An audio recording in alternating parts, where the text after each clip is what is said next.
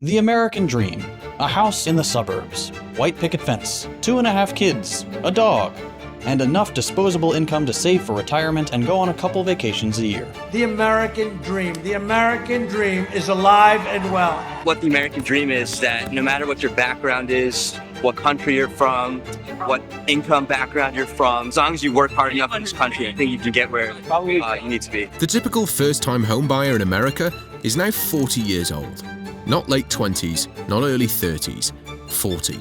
That's the same distance from a high school graduation as it is from early Social Security withdrawals. Something has broken between the idea of the American dream and the actual maths of buying a house. So, let's do the maths, line by line, and figure out exactly where it stopped working. Because the honest answer isn't one villain. It's several problems hitting at once, and one of the biggest villains people blame turns out to be the wrong company entirely.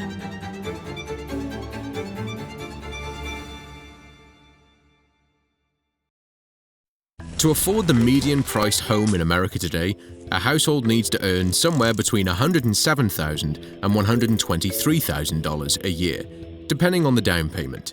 The actual median household income is about $84,000.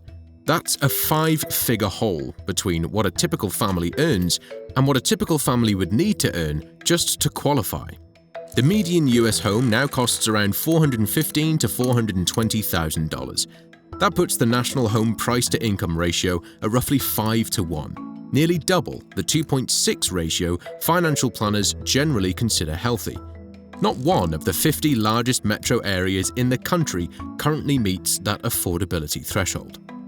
People are so much closer to homelessness than you'd like to think. You're just one missing paycheck away a lot of the time. 3 forces are doing the damage at once. First, mortgage rates.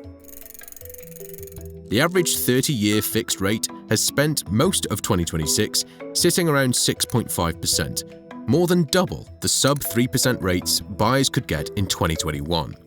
Every point of interest adds tens of thousands of dollars to the lifetime cost of a house, and unlike a price cut, a rate hike hits every buyer in the market on the same day, everywhere.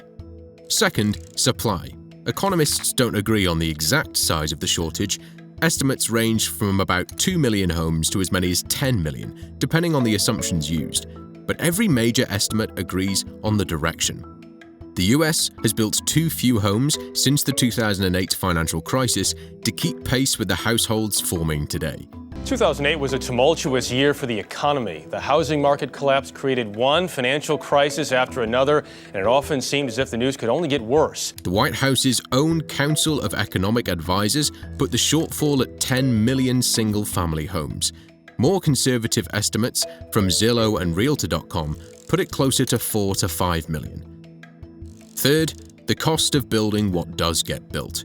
Builders Trade Group NAHB estimates that regulation, zoning approvals, permit fees, building codes, environmental studies now adds roughly $131,700 to the price of an average new home, more than a quarter of its final sale price, up 40% in 5 years.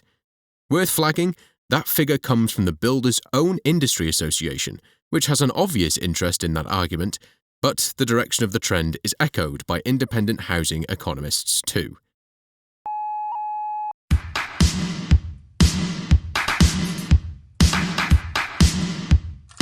In 1985, the median American home cost $82,800, and the median household earned $23,620, a price-to-income ratio of about 3.5.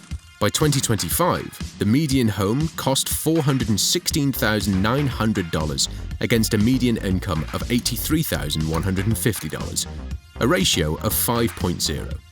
Home prices have simply outrun paychecks. Here's the twist. Mortgage rates were far worse in the 1980s, averaging 12.4% in 1985 versus roughly 6.5% today. So monthly payments as a share of income were actually comparable back then, sometimes worse.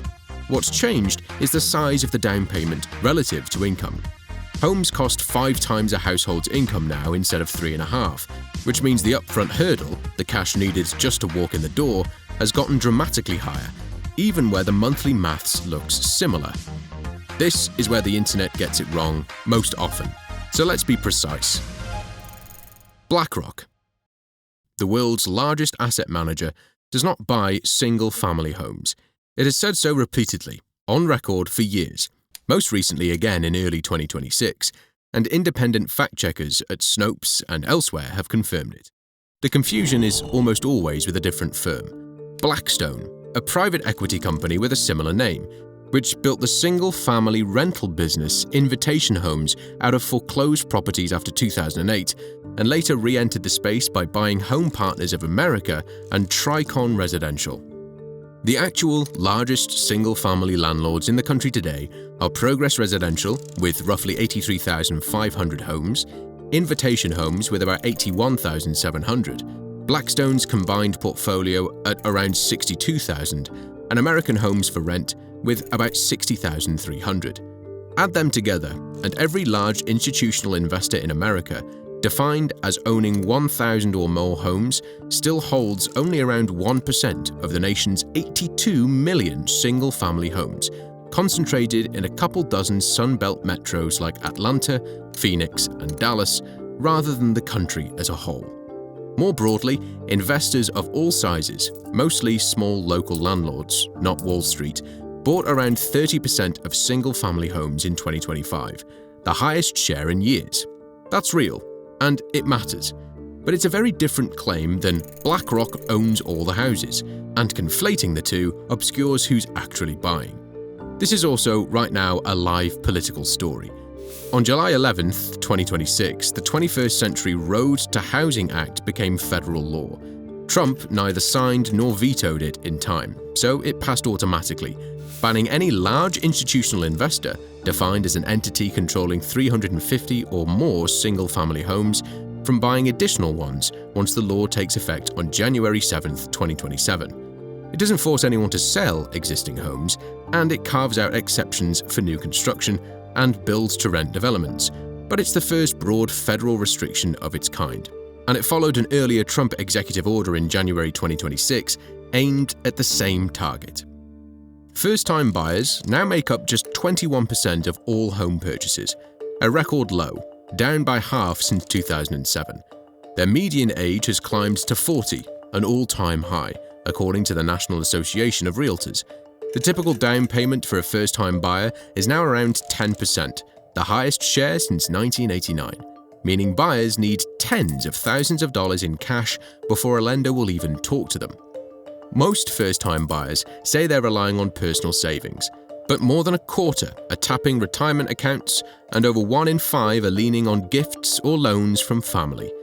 Home ownership hasn't just gotten more expensive. For a growing share of buyers, it's become something you can only reach with help from someone who already owns property. It isn't the only sticker price.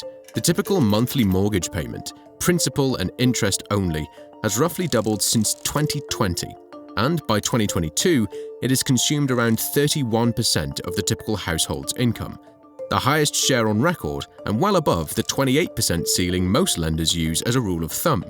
For decades before that, mortgage payments stayed under 20% of income in all but a handful of years. Add property tax, homeowners insurance, itself rising sharply in many states, and routine maintenance, and a growing number of homeowners are carrying a monthly housing cost that would have been considered financially reckless a generation ago. The crisis isn't evenly distributed.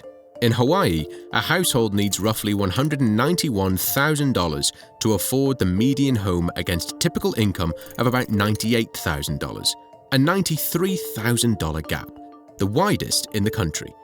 California isn't far behind, but in states including Iowa, Ohio, Indiana, Michigan, Missouri, and West Virginia, the required income and the actual median income are close enough that home ownership remains genuinely realistic. West Virginia requires the least income of any state to afford its typical home. Regionally, the housing shortage is worst in the South, followed by the Northeast, Midwest, and West, meaning the pain of scarcity and the pain of price aren't always hitting the same places at once. America doesn't have one housing market, it has 50, and while some of them are broken, a meaningful number of them are still working roughly the way they're supposed to.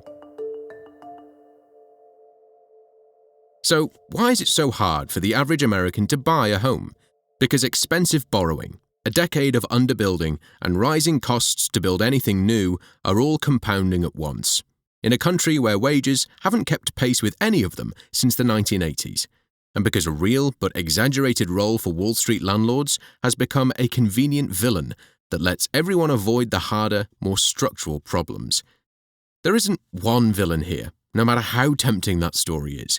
It's slower construction, tighter permitting, higher rates, a generation of buyers arriving at the starting line later and with less saved than the one before them. And now, for the first time, a federal law trying to address at least one piece of it.